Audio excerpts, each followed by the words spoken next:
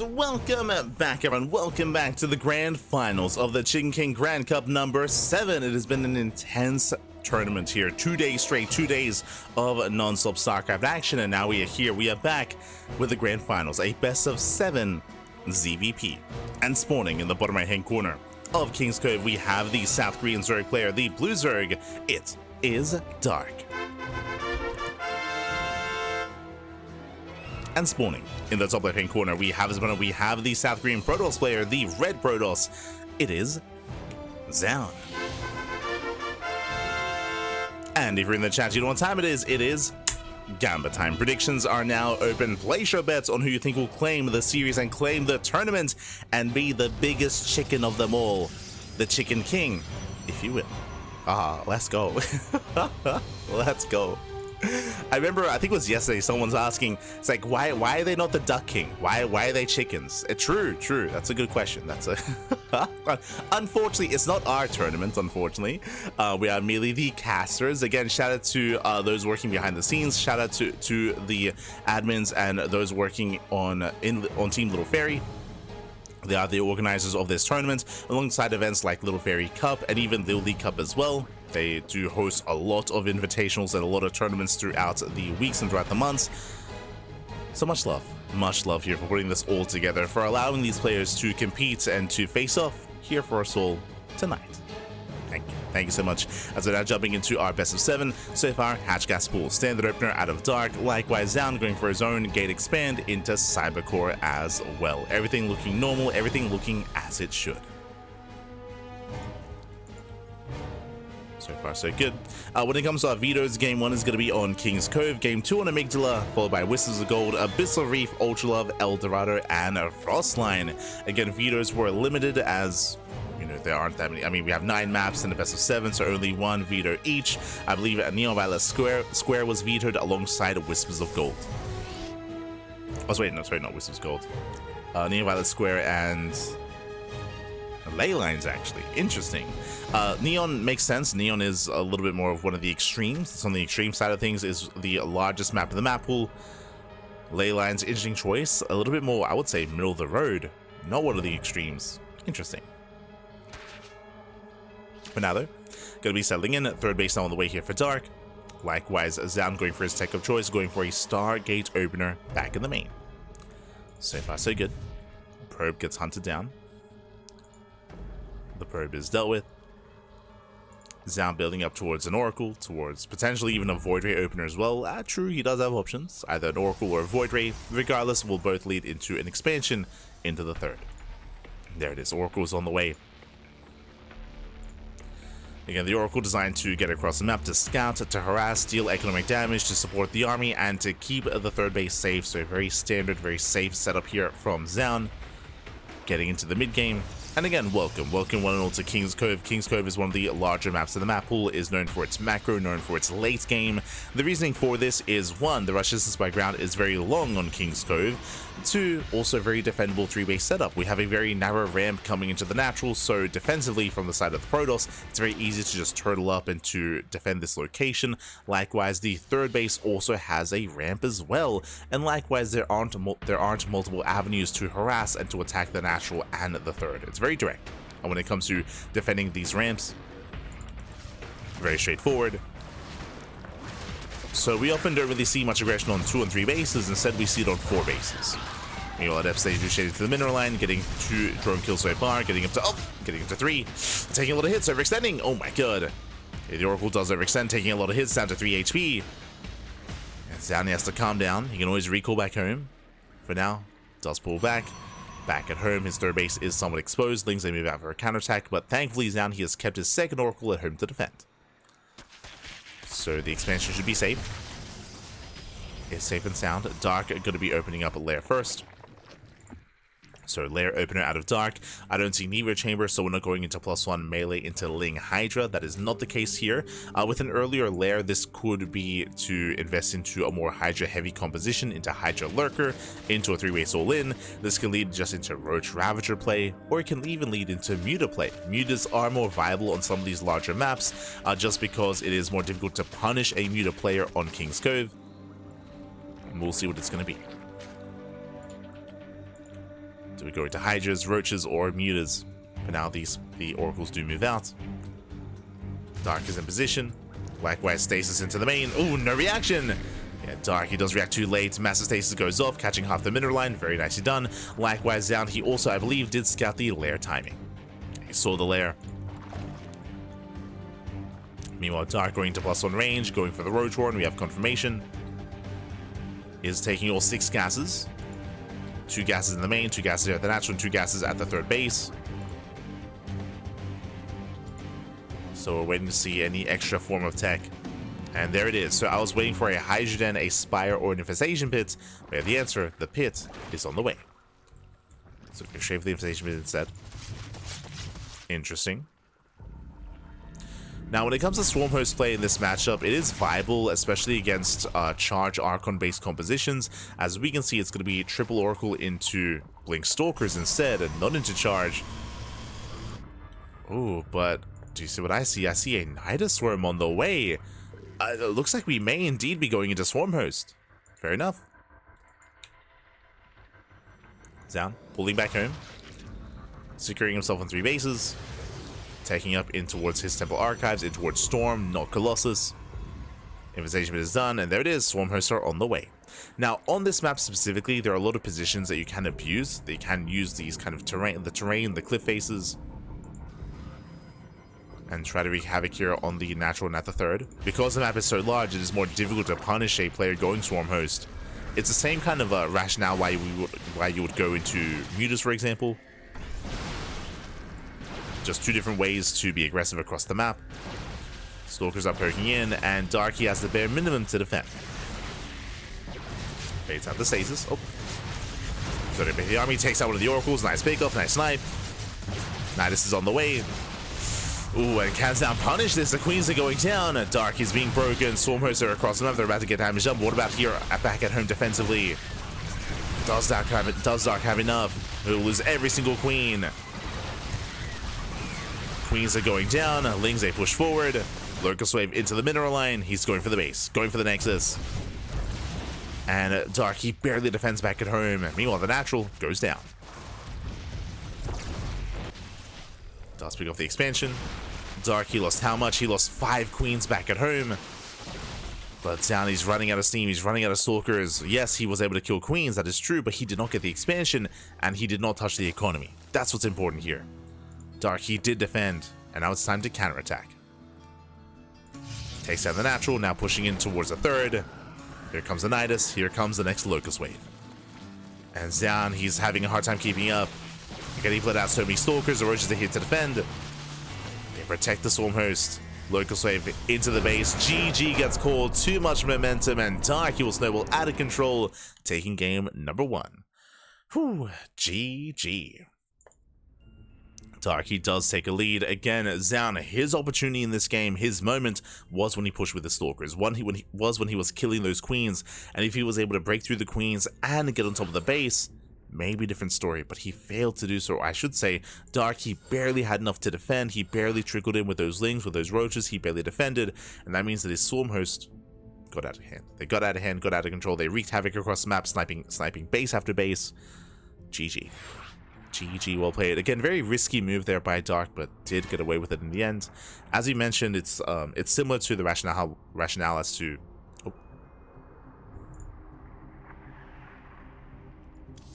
the rationale why you would go into Muta play, for example. Just because the map is so large, it takes so long for the Protoss to counterattack, so you have more time to build up and more time to defend. Do you have more time? GG, well played. But that was merely only game 1. That was only game 1. Now we're getting into game numero 2. Let's go. Getting into game 2.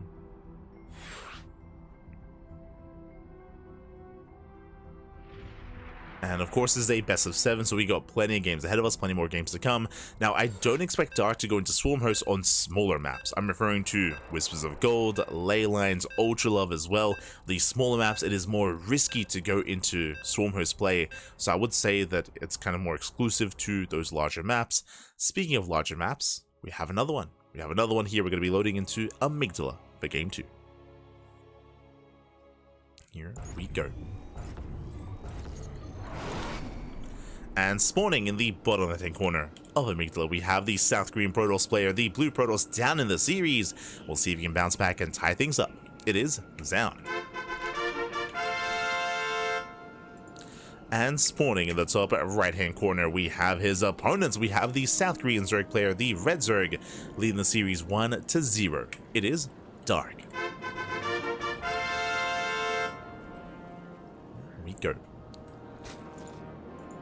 As we are setting up and settling in. And welcome one and all to Amygdala. Amygdala is one of the larger maps in the map pool, likewise very defendable as well on 2, 3, and 4 bases. One of the big reasons why it can be difficult to be aggressive on this map is because of the limited attack paths. As you can see, we have one attack path here towards the top side and one towards the bottom side as well. Both covered by the Zelnaga towers, both easy to scout and easy to get vision on, to get eyes on any kind of move out across the map, and that's all you really have. It's kind of difficult to rotate between the bases, rotate between the northern base and the southern base, and try to be active and aggressive without committing to like a 3-base all-in. And a big reason for this is all the rocks. Like these rocks, they limit the mobility, they limit the attack paths early on. As the game progresses, rocks get knocked down and the map does open up. That's in the longer, later game. So as a result, we do often see longer games on Amygdala. Of course, there are other aspects of the map as well. There are the gold bases, for example, and also because it's so large, you can try to get away with something like Swarmhost play or Muta play. I don't expect Swarmhost again 2 games in a row. I do think it's a nice thing to mix into a series, 100%, but it's never something that you want to rely upon. Of course, that's when you get into mind games, right? And you're like, there's no way that my opponent plays Swarmhost 2 games in a row. And so you play greedy and you get caught off guard and then bam, like you lose bases again. It can happen, true. Dark, he's the kind of player to do that, so yeah, true. he is an animal. He is an animal. Not wrong. So we'll see. For now, Stargate. Stargate open out of Zoun. Opening up standard. So far, so good.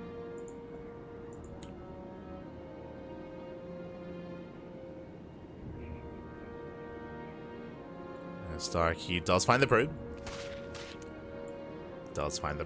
Will zone it away. Dark can now expand.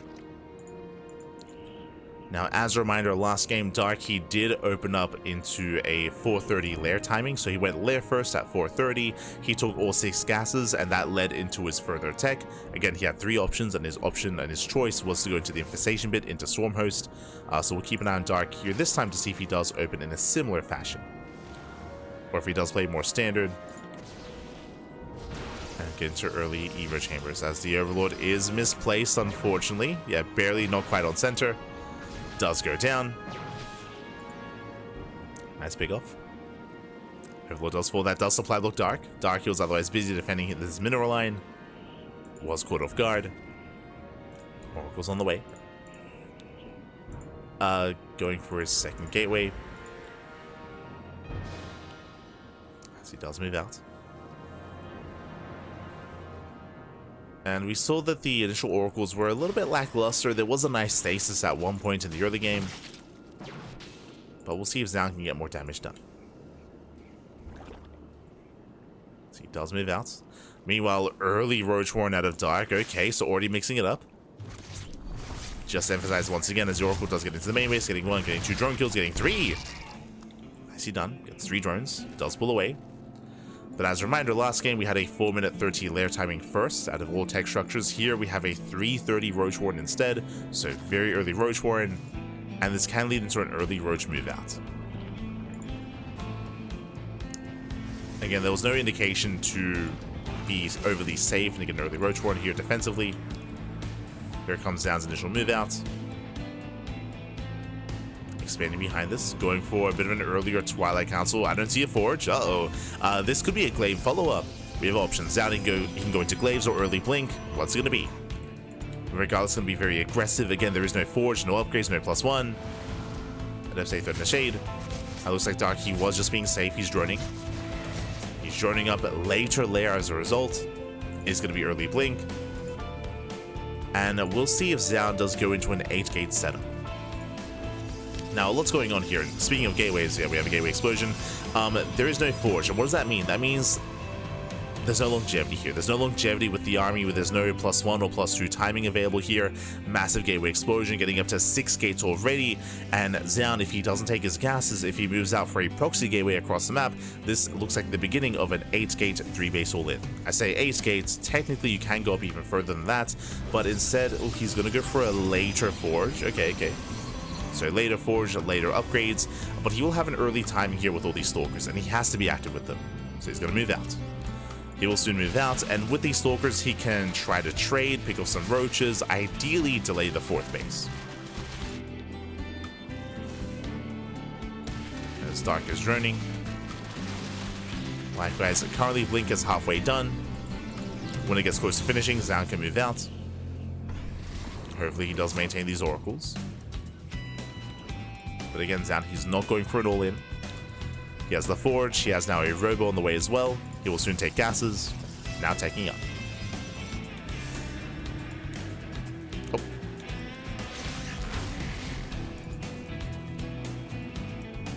Zoun, he is moving out. Spotted by the Lings. Dark likewise taking up as well, going into +1 range, going into Roach Hydra into a fast infestation pit. The fast pit tells us that this might be for fast hive and into fast lurker tech. Okay. You have our attention. Here comes move out. Blink just finished, and now it's time to punish the 4th. Speaking of, the 4th base is in position, and we'll see if we can focus it down. For now, trading with the roaches. Gets 1, gets 2. Some decent pickups, but oh, we'll lose 1 stalker. Nice stasis. Stasis goes off. Zoun maintains himself. Gets another roach. Another stasis pops off once again. Zoun trading very nicely here. Very nicely. Oh, but he's skipping warpins. Like, the reality is here that Zoun, he's skipping warpins. To do so, he's taking up. 2nd robo's on the way. Bay's on the way as well into double Colossus production. So Zoun, I do think he could have been more successful here, but he wasn't reinforcing. So he backs off, he retreats, and Dark, he preserves the expansion. That's what matters here.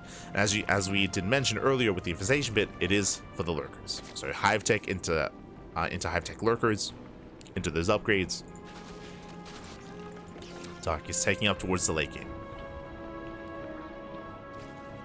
And I'm concerned for Zoun. As a reminder, Zoun, his upgrades are late. His tech is late as well. Like, everything was delayed in favor of that early stalker timing, and he really just picked up some roaches. He got 4 roach kills, which is okay, but nothing major. Ideally, he needs to achieve more with these stalkers. As lurkers, they're almost here. The lunkers are coming.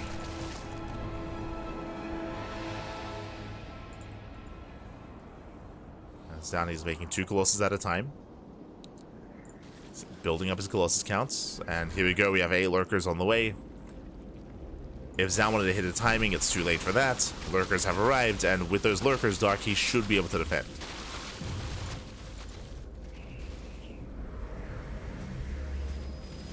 Dark is on 3.5 bases, getting the gold expansion. So even though Dark, he doesn't have 80 workers, I mean, he may as well have. So let's have that boosted economy. Lurkers have arrived. Army gets spotted. Zoun, he's out of position. And Dark is going straight for the, he's going straight for the dash. Oh, massive stasis. Oh my god, the stasis. Stasis does pop up, does slow him down. And Zoun, he does not turn around. He can always recall. He can always recall, but that was the best stasis that Zoun could have hoped for. That will heavily slow down Dark, and we're going for the base trade. Dark pushing into the natural, but it's a delayed push. Zoun, he knocks down the gold. Yeah, the gold will fall. Dark moving in, at least trying to. Does hit the 3rd base. Zoun pushing into the natural. Snipes the queen. Can try and deny +2. As lurkers are pushing forward. Disruptors have arrived. Okay, +2 is denied. Massive pickup. Disruptors are backing up in the main. Catching out more lurkers. Dark, he's running out of steam. And Zoun, he's overwhelming. He takes down the natural, takes down the roach ward as well. Dark, he does get into the mineral line though. Takes down all the probes. 4th base is going down, 3rd base as well. Dark is still pushing in. He can still pull this off. Oh! Nerves are connecting. Nerves connect. Zoun going for the kill, going for the main. Catching out all the tech, all the production. There are a couple of lurkers left over. And the disruptors, they're recharging. They're getting another shot off. At least they should. Oh! Novas, they pop off. Oh, they miss! The Novas do miss. They don't quite connect. Main base is going down. But at the same time, Zoun, he's losing everything else across the map here. Zoun, he has 31 workers, but I believe they're all here in the main. Oh, let's go for the Nova. Catches a couple of roaches. Boys are being pulled. The Nova goes off. Nice connection. Takes out 2 lurkers. Massive connections. Yeah, there's 1 lurker left. Dark, he does have an economy, but he can make nothing. What he does have, though, is 8 lurkers back at him to defend. But there is detection. Flash transfuse. Queen gets caught out. Stalkers, they dive in. Not the best dive here, but it's going to be enough. GG gets caught. Zoun, he overwhelms the defenses, and Zoun, he fights back, putting a point on the board. Whew, GG. GG, well played. Zoun, he does come out on top of the base trade. Again, imagine this base trade if Dark didn't take that massive stasis to the face. That slowed down the lurkers, and it slowed down Dark's base trade so heavily there, getting, what, 4 or 5 lurkers caught. Zoun, he had extra time to reinforce, to rebuild, and to move out. GG. GG, well played. Very close, very intense. In the end, Zoun did take it. Again, Zoun, he could still always recall back home. He always had that option. And didn't feel the need to. Here we go. Getting into game number 3. Game number 3 is going to be here on Whispers of Gold, a much smaller map, the smallest map in the ladder map pool. And because that aggression is favored, we have seen some assertive starts. I'll be honest, once again, I wasn't really too fond of the early Blink build here by Zoun. He didn't quite achieve too much with it, and Dark did get away with the lurkers. It led into the base trade, which was maybe the best chance for Zoun. Did go well for him. But we'll see how aggressive our players are here on Whispers. As spawning in the top left-hand corner of Whispers of Gold, we have the South Korean Protoss player, the Blue Protoss. Oh, tying up the series 1-1, it is Zoun. And spawning in the bottom right-hand corner, we have his opponent. We have the South Korean Zerg player, the Red Zerg, being forced into a tied series. We'll see if he can bring it back. It is Dark. Here we go. So we are now jumping into game number 3.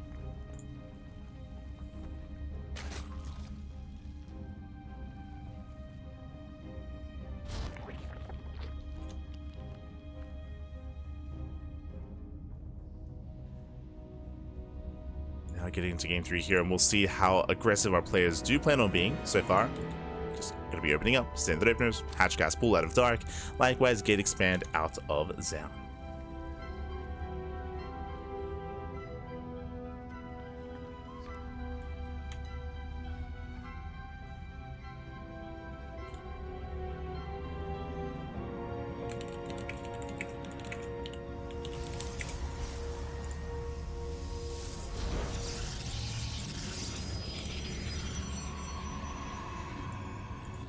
Here we go. So far, we are going to be settling in. And again, Whispers of Gold does favor aggression. Just going into the map itself here, we do have some exposed third bases. We have the linear third, we have the triangular third base as well. What I mean by exposed is they have no narrow ramps coming into them. We do have the same plane of elevation here on the left-hand side as the third base. Likewise, we have a very wide ramp here at the triangular third, but also destructible rocks into another pathway into this expansion as well. So in general, it goes both ways, but the third bases are more exposed than on other maps.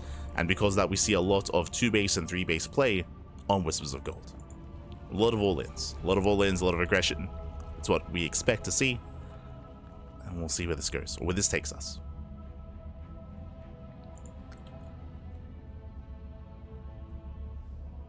So we are setting up, once again, Stargate opener here by Zoun. And we'll see who flinches first. Dark, he does dip in. Something we haven't seen yet, but Dark is quite known for is like Link Queen Nidus play or Link Queen Nidus all-ins, German taxis, Roach Queen walks across the map.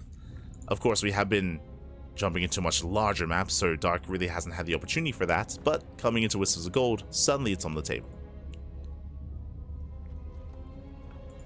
It's on the table here. As we do open Stalker, sorry, Adept Stalker.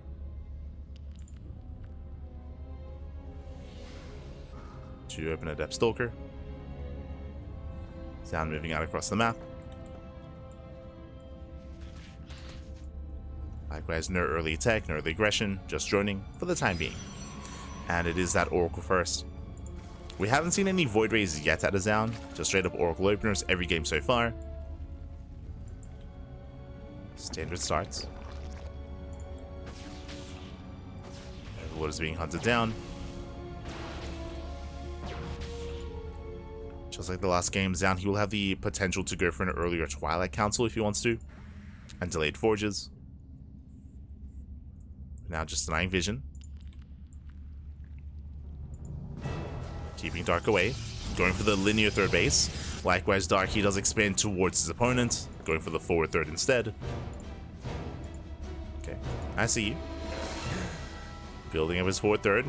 Meanwhile, that's going to be an early Twilight Council here by Zoun. So this looks like a similar build to last game. If you remember, last game we were talking about how I was trying to emphasize the early Twilight Council, the early blink timing, and the early aggression of Zoun. And Zoun, he deviated away from that. If you recall, he did go into early blink, that is true. But he didn't really commit. He like sidestepped, got into double Colossus production instead. 5 drones would go down. Here, if this was any other player, I would assume Glaive Adepts. But Zoun, he did go for early blink last game, so it could be early blink again. What's it going to be? Blink or Glaive's confirmation? Blink again. So this is the same opener that we saw last game out of Zoun. Early blink. But I expect it to be a more aggressive and more committed this time. As a reminder, he has no forge, he has no upgrades.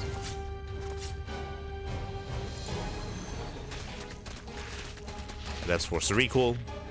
Dark does open Lair first. Lair at the third. Interesting location. But does go Lair first.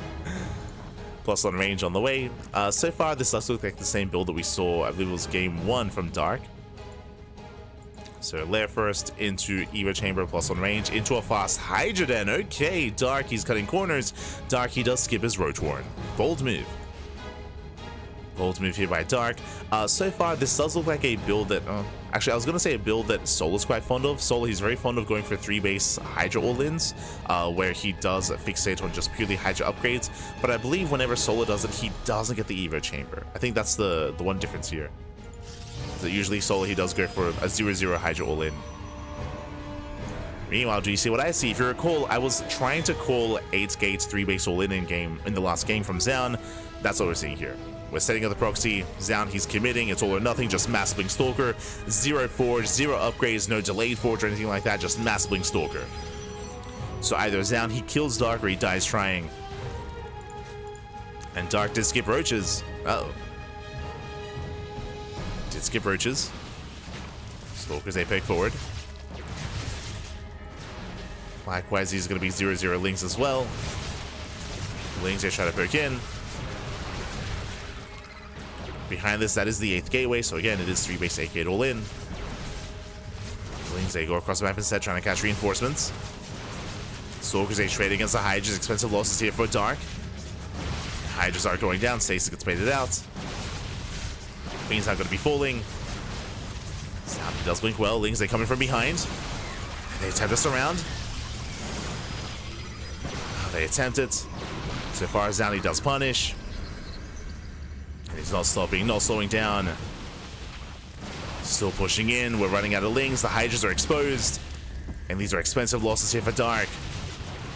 Yes, Hydras are now going down. And Zoun, he's breaking through. He's breaking through. He has a greater concave. Hydra's going to be falling. He does trade out little Stalkers though. Oh my god. Yeah, the Blinks are not there. Bleeds out a lot of Stalkers. That was how many of those? 14 Stalkers going down for 8 Hydras. Ay, ay, ay. And Dark is holding. Dark, he's holding on. He starts steps forward. He shuts down the Stalkers. Again, Zoun, like he was looking good, and then suddenly he just lost a full line of Stalkers. He lost everything. And And Zoun, remember, he has nothing left. He has nothing behind this. He has no gases, no upgrades, no tech. He's completely all in, and the longer this goes on, the better it is for Dark. StarCraft baits out the stasis. Once again, he maintains the ramp. Dark is holding on. Still rallying in more Lings, more Hydras. Oh! Stasis doesn't connect. Doesn't quite connect here. And you see Zoun even warping in Zealots. Getting desperate. Stasis goes off, Stalkers, more of them do go down. And there's no rush for Dark. Dark, he doesn't have to chase this down. He's trading well, picks off an Oracle. Very nice pick up. And GG gets called against Zoun. He's run out of steam. He was all in, the all in fails, and Dark, he will take a lead in the series 2-1. Whew, GG. GG, well played again. A very intense game state there. We did expect an all-in on Whispers of Gold. Weren't quite sure which player would commit, but it was Zoun. Zoun, he did go for just Mass Blink Stalker, and early on he did well. He did quite well shaking down or shutting down all those Lings, getting on top of the Hydras, but he barely wasn't able to break through that defensive line. Again, Dark, he was able to hold on. He held on to that ramp, of course, had the greater concave, and did break through. GG. GG, well played. With that, Dark takes a lead, and now we're jumping into game number 4, gonna be loading into Abyssal Reef. Now we go from one of the smaller maps into one of the larger maps. Abyssal Reef, the second largest map in the map pool, second largest, only second to Neo Violet Square. Known for longer macro games. And we'll see if we get there. Here we go, as spawning in the bottom right hand corner of Abyssal Reef, we do have the South Green Protoss player. The Blue Protoss. Now falling in the series, we'll see if he can bounce back and tie things up. It is Zoun. There we go. And spawning in the top left hand corner, I was trying to find the hotkey. In the top left hand corner, we have the South Green Zerg player. We have the Red Zerg leading the series 2-1. It is Dark. Let's go again. It's been a very intense night of StarCraft already here. Again, Dark versus Gumiho was insane. Still the highlight of the broadcast tonight was seeing Dark and Gumiho go at it. It was beautiful. And now here, we'll see if we can meet that between Dark and Zoun as we load into Abyssal Reef. Now, one of the reasons why we do see a lot of longer games on this map is not just the rush distance by ground, but also the terrain itself. As you can see, we have a very narrow ramp coming into the natural, very easy to wall off and defend. Likewise, because of that, you can focus your defenses here at the third base instead, so it's a much more defendable location. There is a very kind of hidden alleyway coming in towards the third base on the left hand side. To push in from the right, you have to knock down these rocks or go up these ramps and snake around. It's just very awkward to be aggressive here at the third, so it's much more easier to defend and to maintain yourself on not just 3 bases, but a 4th and a 5th base as well. The 3rd, 4th, and 5th base are all very centralized here on Abyssal Reef. They're all next to each other, so it is easier to rotate between them and defend between them as well. So because of that, because your 5 base setup is a little more secure, we often see 5 base play on Abyssal Reef. Again, the 6th base is more difficult. Whether it's this southern 6th base or the northern 6th base, it's a lot more isolated, a lot more exposed, and that's where players can have a harder time defending and expanding. But that's in the late game. Like, that's in if you're having a hard time getting a 6th base, I mean, again, it's easier to get up to that point. So as a result, we see a lot of Sky Toss. We see a lot of Sky Toss here on Abyssal Reef. You can just turtle up and wall off and get into Sky Toss. Likewise, we can see Swarm Host play again from Dark. True. We saw that on King's Cove. Muta play also quite popular as well. And we'll see what Dark goes for. For now, Stargate. Stargate opener out of Zoun. Once again. Our eyes are on Dark. Now again, Dark's approach on King's Cove was an interesting approach, and I expect him to do the same here on Abyssal. King's Cove and Abyssal Reef have a lot of similarities when it comes to those defensive features, and Dark's answer to that was Swarm Host. Not saying he'll do it again, but Okay, the idea was that Dark, he didn't want to go into a longer game. Not on King's Cove, and I would imagine not on Abyssal Reef either. Meanwhile, going to be a Void Ray opener out of Zoun, not an Oracle. So for the first time this series opens Void Ray, hunting down the Overlord, and this is a little bit suspect. Now, the purpose, the goal, the advantage of something like a Void Ray opener here is that you keep your opponent in the dark. You hunt down the scouting Overlord, and Dark will not know what you're doing next. This could lead into a second Stargate, into Skytoss, could lead into a Forge, a Twilight Council, into a third base, into a standard game. It could lead into a Twilight Council, into Glaive of Depths. There's a lot of possibilities here for Zoun, and Dark, he won't know, not yet. It's going to be more difficult for Dark to get a read on what's going on, as he has to pull back all the Overlords. So Dark will have very limited vision here as he pulls back every single Overlord. He turtles up back home. And Zoun does take his third, but we're waiting for the tech. We're waiting for a Stargate, a Twilight Council, a Forge, even a Robo.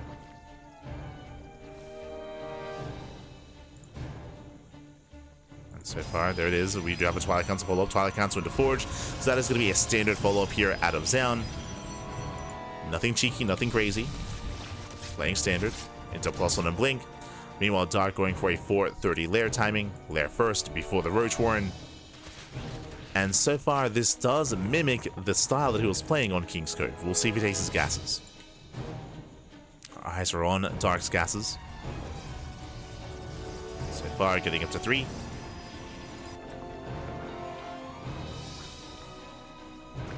Likewise, he does fully wall off. Ooh, meanwhile, my apologies. If you recall, I did mention +1 and Blink, but that is not Blink. That is Charge on the way instead. Zoun is being more aggressive.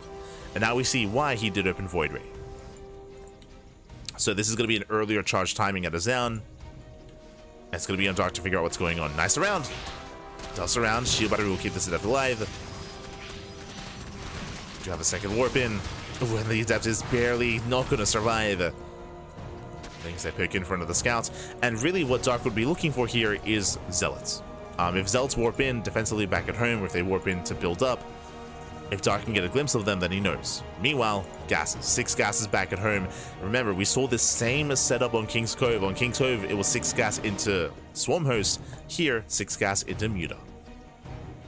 So Mutas are on the way for Dark. So far, Zoun does not scout. He will embrace Mutas. Meanwhile, Dark, he still has to be very active with these links. He still has to figure out what's going on. Now, Dark, he has access to Roaches. If Dark doesn't make enough Roaches, if he cuts corners, and if he banks up into Muta play, then he will be vulnerable to the charge lots. He will be vulnerable. Lings, he knows. He sees, he knows. Zealots are a big tell. There's no reason for Zealots to be here unless you're going for charge, and instantly 11 Roaches on the way. Dark, he's aware. He sees everything he needs to, and Dark is getting ready. Charge now complete. And Zoun is moving out. It's being active. We have Storm on the way. Zoun so far, just warping in Archons. Setting up. Dark is getting ready. And so far the Spire is unscouted. Ideally, Dark, he wants to be proactive and engage ahead of time. And Zoun, he doesn't reinforce with more Zealots. It looks like because he got scouted, he skipped warp-ins. He's staying back home. Dark, he's knocking down that front door. Likewise, I appreciate that Dark, he's only making 7 Mutas. That is more than enough to one-shot probes. So 7 Mutas to harass, and then bam, into Hydras. So switching into Hydra Lurker. Dark, he pokes in, he distracts Zoun. Ooh, we'll take some massive storms to the face. Storms, they pop off. Dark has to respect this, but here come the Mutas into the natural, and again, no scouting, nothing's ready for this. Probe's gonna be going down, no cannons, no shield barriers, no nothing to defend. And remember, Stalkers, they don't have Blink. Yeah, Stalkers warping, but there is no Blink. There's no Blink available here. Cannot keep up. Probe's gonna be going down, and Zoun, he's committing. Breaks down the Roaches. 12 probe kills so far. Mutas, they head into the natural, they head into the third. 14 probe kills. Getting up to 15, getting up to 16. Ooh. Does take a storm to the face, but Zoun, he's stuck at home, stuck defending. And remember, it was only 7 Mutas. Dark, he's done with Mutas at this point. He's going into Lurker Tech. He's switching into lurkers. Getting up to 24 probes. Ay. This is just far too much. 26, 27. Can we get 30? Up. Can we get there? 29. 30. Just barely towards the end. 30 probes go down. Insane damage. Almost 2 full mineral lines do fall here. And Dark back at home. He's just massing up Hydras and getting ready for lurker tech. And Zoun is still stuck at home. He has no pushing power. He has no economy. Dark, he's on 82 workers. Taking his gases, getting a 5th expansion. Looking to max out. Hive is on the way as well. And again, Zoun, he just had no idea what was going on. Likewise, his own Zealotine was scouted. Dark, he was ready for it. And now we have a fleet beacon on the way. I mean, Zoun, he has 2 options. He can either turtle, he can just turtle up and try to max out again to Sky Toss and be hyper defensive, or he can go for an all-in. Like, one or the other. As we can see, he's being defensive. He's trying to turtle up, throwing down stasis traps, making probes. Dark is moving in. Oh. Stasis doesn't quite connect.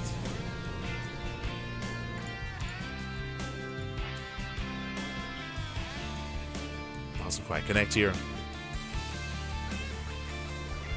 Pulling away. Hive is almost done, getting to those upgrades. Nidus Swarm is on the way. And the Lunkers are here. And again, Dark, he's just 1 step ahead.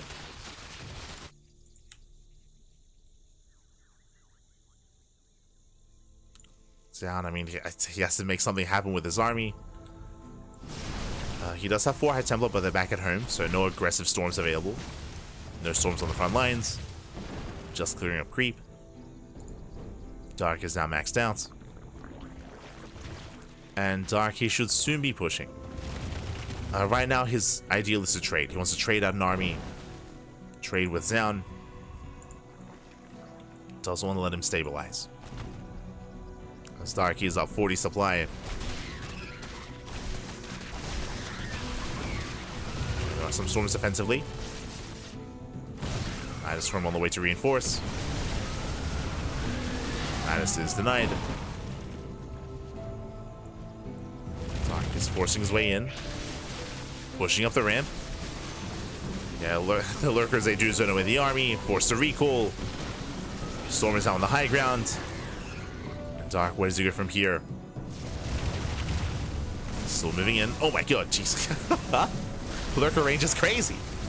Covering the ramp. Yeah, Perix forward. He wants a Cybercore at least. Cybercore is going to fall. Roaches, they rotate over towards the 4th base. Picking up an Archon, getting to the mineral line. And Zoun is just being torn apart here. Oof. Leading our High Templars, Stalkers. We have Tempest on the way, but the Tempests are late. And Roaches, they make their way into the mineral lines. Probes aren't going to be falling. Lurker's still just covering this ramp. Hydras, they lunge in. They're going for the High Templar. He gets 1, he gets 2. Takes out both High Templar. Dark, he pulls away. He pulls away. Going for the expansion. Oh, can he get it? Up. Oh, can he get the Nexus? Barely not. A little bit greedy. Barely does not get it. Zoun does hold. Zoun, he holds, he defends. He's up to 2, soon to be 4 Tempest. Likewise, Dark across the map. Getting into lurkers. Building up his Hydra Lurker army. The Tempest count isn't too high. So Hydras, they can hold their own. Of course, +1 air attack is on the way. We had the Mutas earlier, so the Spire is coming to play. Spire is a factor.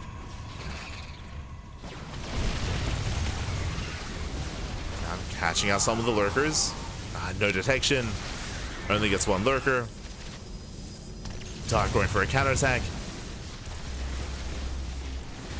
And again, just pulling Zoun apart. Dark just rushing on forward, going for the expansion. Lings, they bust into the mineral line. Likewise, Dark, he's now on top of the expansion, on top of the Nexus. Nexus goes down. And Zoun's just getting pulled apart. Yeah, losing base after base, natural, and the 4th base as well. Said and the there we go. Does bring it down. Zoun, he's down to 2 bases. Just the main and the third. That's all he has left. And he has to push. It's all or nothing here for Zoun.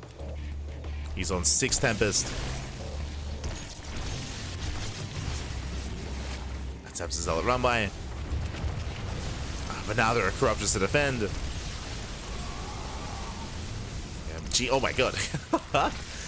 Potentially overmade Corruptors. That's going to be 18 Corruptors, soon to be 25. 25 Corruptors. Ay, ay, ay. He commits in. Takes out the mothership. GG gets called. There's nothing left. And Dark, he will extend his lead 3-1. And is now 1 game away from claiming the series. GG. Whew.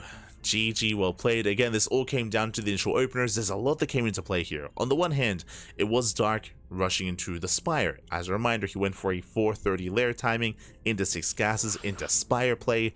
But it isn't just that Dark went into Spire, into mutas. Remember, what did Zoun do? Zoun, he opened Void Ray into Nobbling Stalker into Charge Lots, and because of that, that meant that he had even less to defend, because it wasn't just that he got caught with his pants down without any cannons and shield batteries. He got caught almost blind countered, because remember, he had no blink for his Stalkers, he had vanilla Stalkers, he had charge instead for his Zealots, and Zealots, they don't really help in that defense. Stalkers, they couldn't keep up. Otherwise, if he had gone for a standard opener, he would have at least had those Stalkers.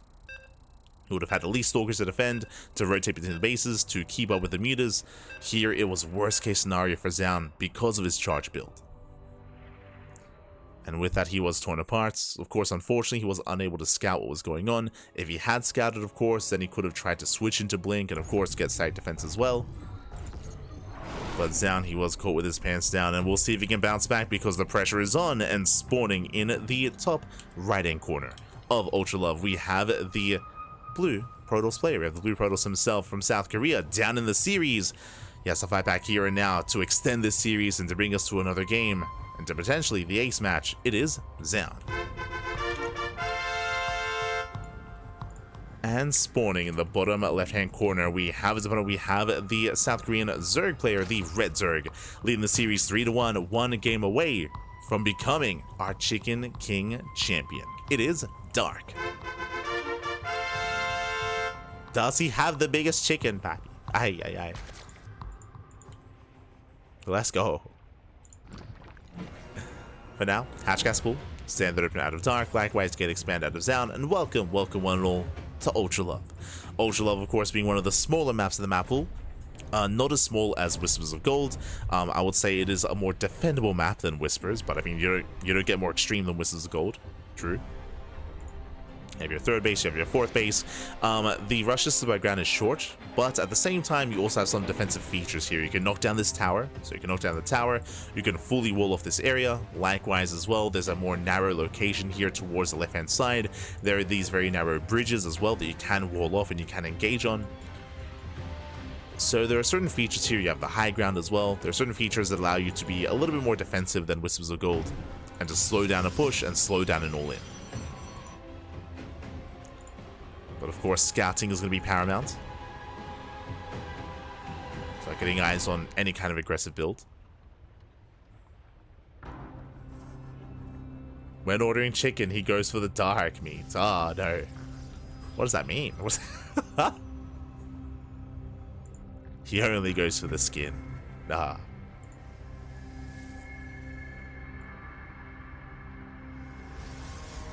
Hello, Crank in chat. Ah. The Crank is not here. Aye, aye, aye. For those that are curious, I guess we have some downtime here. You know, again, standard opener, Stargate play out of Zoun, likewise Hatchcast pull out of Dark. I know some people may be tuning in for the first time. If you're familiar with Crank, with J1 Joy, Crank, of course, our channel name is actually a tribute to Crank, as that's where we started.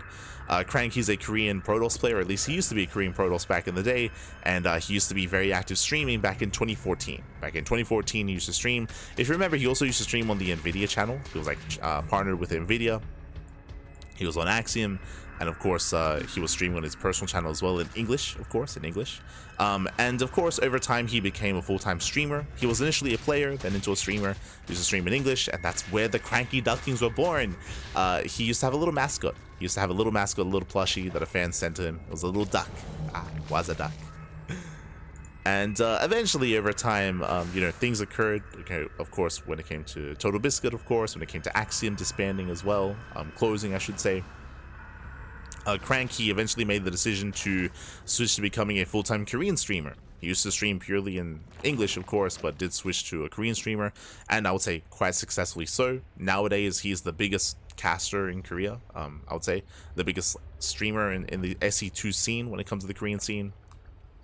He's like, I guess, the equivalent of like a Wardy or a Loco or a Winter or what have you for the Koreans. So very successful, but we kind of were the offshoot of his fan base, and we kind of went, you know, we were like, well, what do we do? We, of course, we support Crank. We support Crank in his endeavors, but we wanted to do something for the scene, for the community as well, and that was back in 2016, 2017. That's when we formed the CranKy Ducklings. CranKy Ducklings. CranKy in tribute of Crank, and the Duckling because the Duckling mascot was the mascot of Crank as well. That's where we came from. For now, though, Darky's link footing. Darky's not droning, by the way. He's not droning up his third base. We have Mass Link on the way. It's going to be a Link Queen all in as he sends everything across the map just at the end of the story. We commit. We did mention earlier that the rush distance by ground is quite short on this map, so all ins are going to be favored. There are some ways to defend, that is true, but Zoun, he's not ready for that. Zoun, he's pinned back at home. Lings, they do hit the natural, trying to fully wall off. The third base is exposed, and the third base is going to be the target here. Now just forcing a wall. Darky rotates over towards that third base. There are 4 depths to defend. 4 depths in the shield battery. Oracles, they move in. Queens have arrived. No transfuse. No creep. And the first queen is going to go down. That shield battery putting in a lot of work, but the shield battery is out of energy. I mean, the positioning here is solid. Lings, they're not breaking through. So far, so good. Zoun, he's holding. Zoun, he's holding on. But Lings, they do supply. They get us around. They get 1 Zealots. They get 1. They get 2. And looks like the base is going to fall. Yeah, the Oracles, they're out of energy. The third base has fallen, and Darky's droning. Darky is now droning up back at home. He's now got a lair on the way. He will kill the expansion. Can Dark get more than that? I'm less certain of that, at least. Will kill the third. Likewise, Zoun moving out, at least attempting to. Should be safe and sound here at the ramp. And Zoun defends. Zoun, he defends, he does hold. Now, on the one hand, yes, Zoun, he did lose an expansion, but looking at the units lost tab, he didn't really lose much else. I mean, look at the units lost here, the efficiency. Zoun, he lost 1 probe. He lost 1 probe, he lost 1 stalker, he lost 2 adepts, 2 zealots, a very nice defense. The queens are going down, and I would say Zoun is in a better position here. Dark, he is re-droning, that is true, but he's only just droning up. His droning is late, his saturation is delayed. And here comes the proxy, here comes the committed counterattack out of Zoun. He's turning this suddenly into a 2-base all-in. How many gateways? He has, what? Oh, Jesus. He has 6 gates back at home, and a proxy 7th gateway. 1 more gate on the way, so it's going to be a 2-base 8-gate all-in. And Zoun, can he punish Dark? Dark, he has the high ground, clutch transfuse, keeps the queens alive. Lings, they coming from behind, but the Oracles are in position to defend. Nicely done. Oracles, they zone away the Lings. Lings are forced back. Stalkers pushing in. Stasis does go up. The Lings are trading well. They collapse on the Stalkers. They pin them back. Once again, the Oracles, they activate. Pulsar beams are activated. Stalkers, they dive in once again. They can one-shot the Queens. And Dark, he's in trouble. He's running out of Lings here. Yeah, there aren't many Lings left. Stasis runs out. But Lings are falling one after the other. And Zoun, he's on overwhelmed. GG gets called. Zoun, he survives the all-in. He counterattacks. And Zoun, he will put a point on the board. GG. GG, well played. Whew. Now getting into game number 6. Again, it was a cheeky build here by Dark, but as we were trying to emphasize, Dark, he did kill the expansion, but he only killed the expansion. He did not get the damage he was looking for when it came to probe damage or army damage either. It was not enough. And with that, we're making our way into Game 6. And Zoun, he's one game away here from forcing the ace match to bring us here all the way to Game 7. One more game is all he needs. Let's go.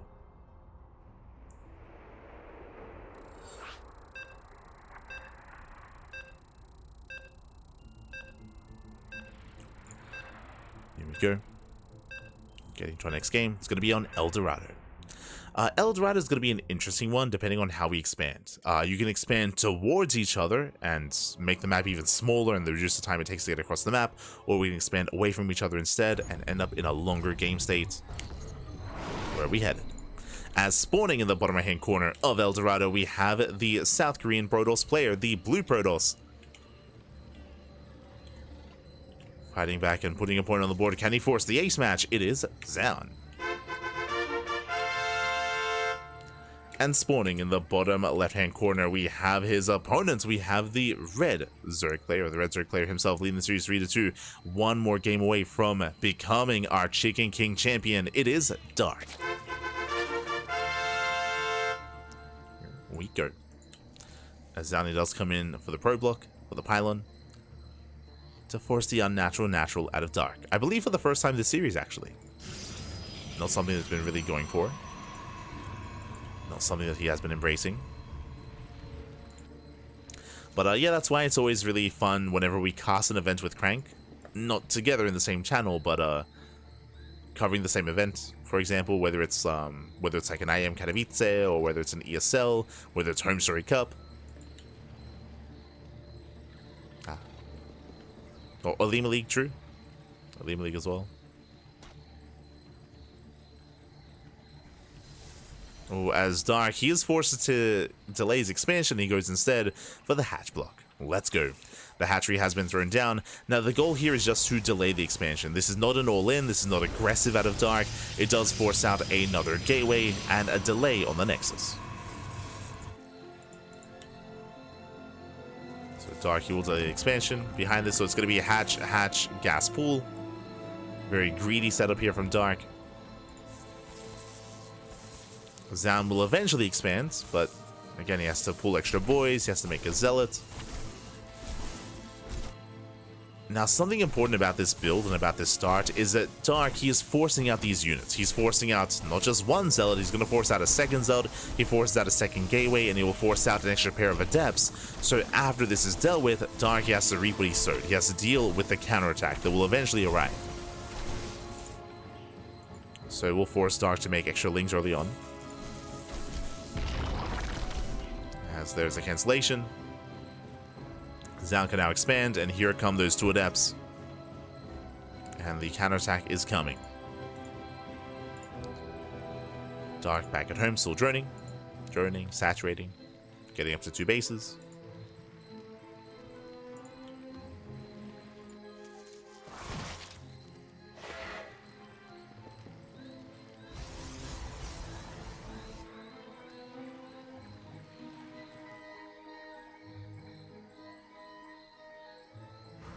Two bases, moving out across the map. Likewise, let's expand back at home. And Dark back at home is forced to make these extra 10 lings. 10 lings on the way. Queens are on the way as well. Third base is going to be delayed, so nice pick off here from Zoun. And then he can threaten the mineral line. And he shouldn't really get too much damage here, but forcing all these lings is damage enough. As Dark is contained, force to morph in that gas geyser. And hopefully he doesn't let it finish. There we go. Does cancel. Does cancel in time. Zoun, he's going to hunt down that drone. Oh, does get it. Nice pickoff.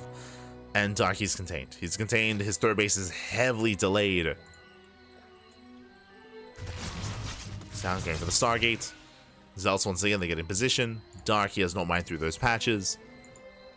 And Dark finally does expand. So a bit of a give and take. On the one hand, Zoun, his natural is late. True, the natural is late. At the same time, Dark's third base, also late. So a bit of a give and take. Zoun, he recalls back home, he preserves all of his units. Meanwhile, very early Twilight Council out of Zoun before any kind of third base. Now, every game so far that we've seen Zoun go for an early Twilight Council, it's been Blink, right? It's been Blink, at times Blink into a 3-base all-in, at other times Blink into a macro game. Here, I'm feeling Glaives. This is so early and there's still no expansion. Do we finally open Glaive Adepts, or is this Blink once again? What's it gonna be? Twilight Council is done. Gathering up gas for the upgrade. Zoun, he still needs more gas. Overlord Scout is denied, and there it is! Glaive Adepts. Let's go. So it's going to be 2 Ace Glaives here from Zoun initially. Now, this should not be an all-in, but this is designed to catch Dark with his pants down. So, Dark back at home, what's going on? We're at the 5-minute mark. He's been droning. He's taking gases. It's going to be layer first. If Dark skips his Roach Warren, he's going to be in trouble. Speaking of, he doesn't skip it. He does not skip it. Roach Warren's on the way. Evo Chamber's on the way. If he had gone Ling Hydra, he'd be in a lot of trouble here. But is going Roaches. Likewise, has some SimCity as well to wall off. Dark, he's pretty well set up here, and he has the tools to defend against the Adepts. Now, he doesn't know that he has to make Roaches, so he has the tech structure, but if he doesn't make Roaches, he'll still be in some trouble. As the third base is now on the way. Behind this, you can see we're banking up Adepts. We're keeping them hidden here in the main expansion. And Zoun, he will soon reveal himself. He will soon push. Glaive's about to finish. We have how many Adepts so far? We have 10. 10 Adepts take shade across the map. We have 5 safety Roaches on the way for Dark. And he spots this. Yeah, he confirms. Dark, he sees what's going on. Should be getting ready to wall off. Yeah, Drone is getting in position. And he's ready to wall. So far, good position here from Dark. Army moves out. Shade is coming in. And Dark, he does fully wall. Sort of a bit concerned. Does fully wall off. More Roaches on the way. And Dark, he completely shuts this down. So far, 0 damage. And this needs to get damage done. This is committed. Once again, Dark, he does throw down the Evo Chamber. Shades into the mineral line, into the third. Drones, 2 of them do go down. Does get us over the Queens. And Roach is having a hard time keeping up. So far, 3 drone kills. A tragic shade past. But it's not good enough here. 5 drone kills. That's okay damage, but the Adepts are falling. Oracles, they rotate over. Kept busy by the Queens. And more Roaches breaking out. Roach speed is halfway done. Down he commits to the shade. Not bad. Drones are going to be falling. But I don't think Dark cares. Dark, he's committing. He doesn't care. Sends everything across the map. He's had enough defending. 11 drone kills across the map, getting us to 12. 12 worker go down. That is good damage here for Zoun. But what about the main army? What about the Adepts? As they cannot fight this head on, we need Immortals. And no Immortals to defend. Roaches, they force their way in. They knock down the Adepts. And the Oracle's out eventually. There we go. There's the energy overcharge. Shield batteries on the way. And it looks like it's barely going to be enough. And Dark is being forced back. Zoun, he holds. And Zoun, he holds on. That means Dark, he lost all those drones earlier. He has to re-drone, has to resaturate. Zoun defends. And Zoun, not in a bad position. Looking good. He's on 3 bases. He's just now saturating. Getting into Immortal production. +1. Blink. Zoun, he holds his own. Whew, okay. We have a back and forth. We can take a moment here. We have a back and forth. That I was not expecting. A Swarm Host on the way once again. Dark is going to Swarm Host. Zoun, he does not see this. Does not scout. He misses the United Storm and the Infestation Pits. Ooh, Revelation. He misses. Yeah, he does miss attack. Does miss what he needs to see. He also... he saw his gases. True. He did see the gases. That is a tell. But not enough. Yeah, Zoun is moving out. And here comes that Locust Wave. Dark, he's going for the Nexus. He's going for the main. I'm getting deja vu. We saw this before. It happened on King's Cove. It's happening here on El Dorado. Locust Wave moves in, and the Nexus should go for the mineral. Oh my god, the mineral line, crazy. Crazy DPS, crazy damage. Takes down 14 probes. Won't get the expansion, but very nice damage nonetheless. Ay. And suddenly, any kind of momentum that Zoun had is not there. It's not anymore. Depowers the Forge. Denies +2. Zoun is committed. Moves out across the map. Oh. Does force a defensive Locust Wave. Okay. There's more Roach Ravagers building up. Another Locust Wave being sent out. And Dark is holding. Dark, yeah, he holds on. He shuts down the counterattack. And Zoun, he has no economy back at home. He has to commit. Locust Wave moves in. Trades with the Stalkers. And again, Dark, he's just buying time to build up his Roach Ravager. And he has plenty of it. Zoun, he does wing forward, takes down the Ravagers, not bad. Ravagers are going down. The Locust, the Swarm Host, dead supply. Or at least it was. Ay. Yeah, Locust, they trade well. Lings, they come into reinforce, and Zoun, he will lose everything. And this is all he had left. The Stalkers, the Immortals, they all fall. And Zoun back at home, he has no economy. GG gets called. Dark, he will claim the series 4-2, becoming the Chicken King Cup, or the Grand Cup #7 champion. GG. El grande pollo, papi. GG, well played. Dark, he will take the series, will take the 4-2. Very intense back and forth. Zoun had his own strong moments, don't get me wrong. We did see Zoun take some maps and make a series out of this, but alas, was unable to force that ace match. Again, this game was very intense. Unfortunately, Zoun, even though he moved in with the Oracles, he did not scout the tech. He got a revelation in the main base, but remember, the Nihilist Swarm and the Infestation bit were at the natural. All the tech was in the natural, and unfortunately Zoun, he missed it. From missing it, by missing it, he was unable to get ready back at home. He had no idea what was coming his way. GG, well played. Dark does overwhelm, but a shout out to Zoun. Big shout out to Zoun. Again, did have a big back and forth. And it's also really great to see Dark once again for one of the last times. For those that are unaware, Dark, he is going to the military this month. He has already confirmed that he's going here in April. Because of that, Dark has been very inactive. Dark, he has not been playing in many tournaments. He doesn't play in open cups anymore, but he has been playing in these invitationals. This event here was an invitational.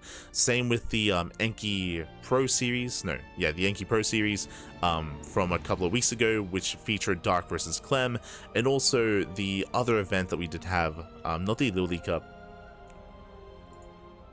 but we had another invitational recently. Oh, right, the Rex March Madness, where we also had Dark invited for another tournament. So Dark has been accepting these invites at least, but hasn't been signing up for Open Cup. So we've been seeing less of Dark. We've just been seeing less and less of him over time. Again, he is soon, I mean, you know, life progresses. Dark, he's a papi now. You know, he's a papi. He does have now a daughter, has a family, of course, and yeah, will soon be entering kind of the next stage in his life, which is military service, and of course post-military as well. So we wish Dark the best. And again, it's a little bit bittersweet just because Dark has to go to the military. At the same time, Dark is very much so in form. Like he's very much so in strong condition. So a little bit bittersweet. Regardless, GG will play. Dark going out on a high. 100%. Like, it's one of those things where there are some players that retire like after their peak, right? Like as their career kind of takes a bit of a downwards turn or downwards trend. At least that's for some players. But yeah, there are others where like they're looking good, looking in form, and you know, Dark, he did put off his military for a long time. True. Did put off for a very long time. I remember Dark, he had an interview back in November of last year, like October, November. He spoke about how it was when he got his KESPA acceptance speech. For those who don't know, I believe Dark was introduced to the KESPA Hall of Fame alongside like Maru and I think some other players. I think he got an award at the end of the year. And for his acceptance speech, he spoke about how he was thankful that that he was able to of course, that he spoke about how he was going to the military, but he was thankful that he was able to be a part of, he was able to be there for like the birth of his daughter, and be there for like the early years, the early year even. before having to go to the military. So yeah, it was very nice, very wholesome, very wholesome. And GG, well played. As we can catch up with the entirety of the bracket itself. Huh. There we go. Again, this was a 2-day event. If you missed out on day 1, if you missed out on the earlier matches here today, I do recommend it. Again, Dark versus Gumiho was crazy. Game one of Dark vs Gumiho on King's Cove was insane. Was an insane back and forth. It was Mech versus Dark, of course, with Gumiho versus Dark. It was Mech, but not like a turtle like slower form of deck. Like, no, just non-stop aggression, non-stop back and forth between Dark and Gumiho. It went down to the wire. It went down to like one base versus one base economy. Bases going down all over the place. It was crazy. It was intense. I do recommend it. Likewise, last night we did feature Gumiho versus Creator, also an intense back and forth series. A lot of the Gumiho matches are always a lot of fun. Always a lot of fun, always a little bit more unorthodox. Likewise, Zoun versus Bjorn also did pop off. So yeah, do recommend the VODs. And if you want those VODs, YouTube is the place to be. Exclamation mark. Exclamation mark socials in the chat. We do upload on YouTube on a daily basis. Of course, Twitch will no longer support VODs, so all the VODs on Twitch are going to be deleted coming into May. So all the VODs are uploaded to YouTube on a daily basis, so that is the place to be for VOD content. If you see something that you want to watch live, and if you can't tune in live, then YouTube is the place to be. Bam! As you can have a look at our weekly schedule. As you can see here, we are live twice a day, every single day. We cast more than any other channel out there in StarCraft. We put in the work, we have the quantity, and we have a little bit of the quality as well. All the StarCraft, all the content. We just wrapped up with our Saturday broadcast. As you can see, we were live this morning with Kung Fu Cup, and this evening with Chicken King Cup. And tomorrow, I say tomorrow, at 2 a.m. 2 a.m., which is in, what, 5 hours? In 5 hours time, at 2 a.m. in the morning, at 1 a.m. KST, Sunday morning, in 5 hours, we're going to be live with the HSL playoffs. Oh boy, exciting times, very exciting times here. If you're curious, what is the HSL? The HSL is the Hispanic Star League. It is a new initiative, a new endeavor. Big shout out to the Spanish-speaking community members out there, to the casters, to the content creators. They crowdfunded a GSL for the Hispanic community. I say community because, and I say Hispanic because it is for the Spanish-speaking countries, for Latino America, and for Spain as well. Spain is also included. Countries that are excluded, Brazil. No Brazil, no Portugal, just Spanish-speaking countries, not Portuguese. It is the HSL, of course. And yeah, we have the playoffs. We've been going over the group stage throughout the entire month. For the past 2 months, actually, we've been going through the group stage. And here, in 5 hours time, we're going to be featuring players like Special, like Juanito, Chamaco as well, Eggs, El Huevito. Also going to be casting players like Vortex. If you're an old school fan of StarCraft, Vortex should be a name you're familiar with. He is Lucifer's brother, big legend in StarCraft, especially in Wings of Liberty and Heart of the Swarm. That was kind of like the era of Vortex and Lucifer. And Vortex nowadays, he's an AoE 4 player. He's an AoE 4 player, but he returned for the HSL. Great to see him playing StarCraft once again. If you want to see the VODs, we casted him in the group stage. We did cast him in the group stage. He had some intense matches, a lot of ZvTs. A lot of ZvTs in the group stage, so do check out those Vortex matches. Otherwise, we're wrapping up. Otherwise, we are wrapping up here for the day. Just catching up. I wouldn't sleep on Shin. He does really well. Beating Protoss and Clem 2 isn't a small feat. Yeah, I would say when it comes to the hierarchy of Zerg, once Dark goes to the military, it's between like Solar, Shin, Rogue. They all have their strengths, they all have their weaknesses. I don't know if there's like a clear one of them that's like above the others. I think right now Solar, he's in form for sure. Like Solar, he's been looking good recently. But hard to say, hard to say.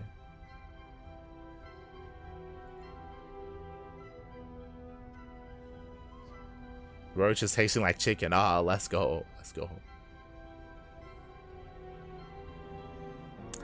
But yeah, with that we're wrapping up. Again, we're going to be live once again in 5 hours time. I am very tired. We just casted 2 tournaments, so I'm going to go and get a nap. I'm going to try and nap for like maybe 3 hours, maybe a little bit more. I don't want to cut it too close, but I'm going to go and get some sleep. And when we come back, bam, we will have, of course, the HSL, the Hispanic Star League. I'm a little bit nervous. There's a lot of production value that's put into it. We have like an intro video and all these graphics and all these assets. It's looking good. It's looking good. Looking really clean, really suave, if you will. So I have to get ready for that broadcast. Otherwise, tomorrow we also have the Sparkling Tuna Cup. That is going to be in 24 hours time. We have the STC. If you want to help support us here on the CranKy Ducklings, you can do so via Patreon, !Patreon in the chat. You'll get a link to our Patreon page. We do, of course, all the Patreon is designed to fund our tournaments. Every single week we have the Sparkling Tuna Cup. Every single month we have SDO and MSO. 100% of the money in Patreon goes towards the players. It all goes towards the prize pool. So if you want to support our tournaments, if you want to support StarCraft, if you want to support the players, you can do so via Patreon. Otherwise, thank you for watching. Thank you for watching. Thank you for support. I'm going to go quickly get some food, and I'm going to go get some sleep. Gotta go pass out, and we'll be back in 5 hours. Until then, stick around. We're gonna be giving another StarCraft streamer a raid. Who is live? Who is live at the moment? Who can we send everyone over to? I think Wardy is hosting the Spring Championship. True. Wardy is hosting the championship. We have Loco laddering. Gabe is laddering. Let's go. Are there any smaller streamers? Oh, Gemini. True. GGE Mini. Okay. And Trigger as well. And Fiant. Oh my god. Alright, give some love to Gemini. Gemini, he is covering the All Things Protoss Team League. It is a bit of a meme league, so do check it out, do support it. Give him some love, give him some support. Otherwise, we'll see you guys later on tonight or tomorrow for some more StarCraft action. Until then, thanks for watching. See you next time. Ciao. Papi ciao. See you next time.